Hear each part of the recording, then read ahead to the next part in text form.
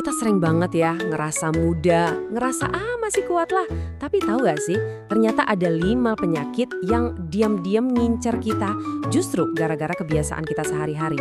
Yuk kita kupas satu persatu. Oke, sebelum kita mulai, penting banget buat ngelurusin ini ya. Pembahasan ini bukan buat bilang kalau generasi kita itu lemah. Sama sekali bukan. Poin utamanya justru di sini. Ini semua tuh akibat dari kebiasaan dan gaya hidup modern kita. Coba deh, jujur sama diri sendiri. Seberapa sering kamu ngerasain hal-hal ini, terus langsung mikir, wajar lah, kan lagi sibuk. Nah, gejala-gejala yang kita anggap normal ini, bisa jadi itu sinyal penting yang selama ini kita cuekin.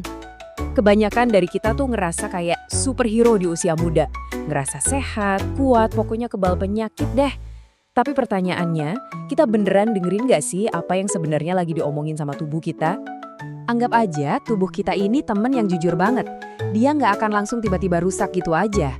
Dia bakal ngasih bisikan-bisikan kecil dulu, kayak rasa capek yang aneh atau pegel yang nggak biasa. Masalahnya, kita seringkali terlalu sibuk buat dengerin bisikan itu. Oke, sekarang kita bedah 2 pembunuh senyap yang sering banget kita anggap cuma penyakitnya orang tua. Darah tinggi dan diabetes. Kenyataannya, dua-duanya sekarang lagi gencar banget ngincer anak muda. Nah, ini nih yang ironis banget. Kita mikir darah tinggi itu penyakit bapak-bapak. Padahal justru karena kita ngerasa sehat, masih kuat begadang sampai pagi, masih kuat ngopi berkali-kali. Disitulah kita nggak sadar kalau tekanan darah di dalam tubuh udah diam-diam naik. Coba lihat gejalanya deh. Kepala agak berat, gampang capek, susah fokus. Kedengarannya sepele banget kan? Nah, justru itu bahayanya. Gejala-gejala ini gampang banget kita salahin ke hal lain, padahal ini alarm dari tubuh. Dan inilah dia, alasan andalan kita semua. Setiap kali badan ngasih sinyal aneh, kita langsung nyalain kurang tidur atau kebanyakan kerja. Kita jadi jago banget nyari pembenaran. Padahal tubuh kita tuh lagi bener-bener minta perhatian. Oke, ini bukan buat nakut-nakutin ya, tapi ini fakta penting yang harus kita tahu. Stroke di usia muda itu seringkali bukan kejadian yang tiba-tiba. Itu adalah puncak dari masalah darah tinggi yang udah diabaikan selama bertahun-tahun. Selanjutnya diabetes. Mitos yang nempel kan kuat banget. Ini penyakitnya orang tua atau orang yang obesitas. Padahal kenyataannya sekarang banyak banget penderitanya justru di usia 20-an atau 30-an. Dan badannya nggak selalu gemuk loh. Polanya sama lagi. Gejalanya itu wajar banget.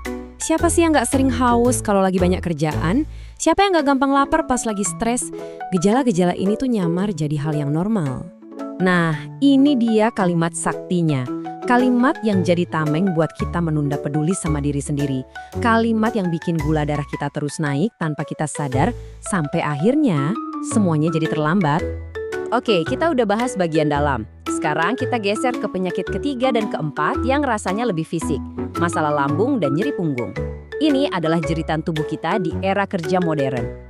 Coba deh lihat 4 langkah ini. Ini kan kayak resep pasti buat bikin lambung bermasalah. Entah itu mah atau GERD. Stres mikirin kerjaan, ditemenin kopi, makannya ditunda-tunda, terus tidurnya malam. Relate banget kan? Nah ini nih, kita sering banget nyepelein. Anggapnya gangguan kecil yang nanti juga hilang sendiri. Padahal kalau ini kejadian terus-terusan, ini udah bukan cuma, tapi ini sinyal kronis kalau ada yang salah sama pola hidup kita. Lanjut ya, penyakit keempat, nyeri kronis yang seringnya kita sebut cuma pegel. Padahal ini bukan pegel biasa. Ini tuh sinyal dari tubuh kita kalau postur dan kebiasaan gerak kita itu udah nggak sehat banget. Inilah biang keladinya. Kebiasaan yang kita lakuin berjam-jam tiap hari. Duduk, nunduk, liatin layar laptop atau HP, terus jarang banget gerak. Tubuh kita tuh nggak didesain buat kayak gini. Dan rasa nyeri itu sebenarnya adalah bentuk protesnya. Dan yang kelima, ini penyakit yang akarnya ada di pikiran, tapi gejalanya muncul di badan. Kita bakal lihat gimana kondisi mental yang capek bisa berubah jadi keluhan fisik yang beneran nyata.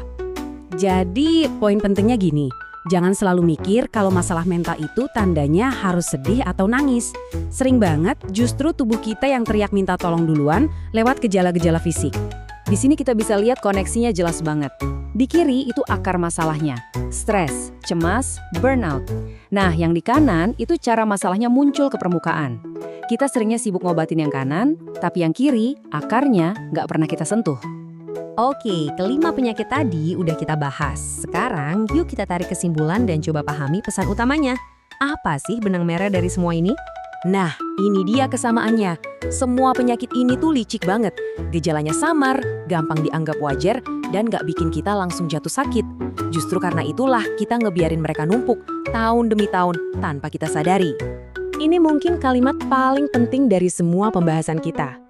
Kekuatan kita di usia muda seringkali jadi bumerang, bikin kita jadi tuli sama peringatan-peringatan kecil yang sebenarnya udah dikasih sama tubuh kita sendiri.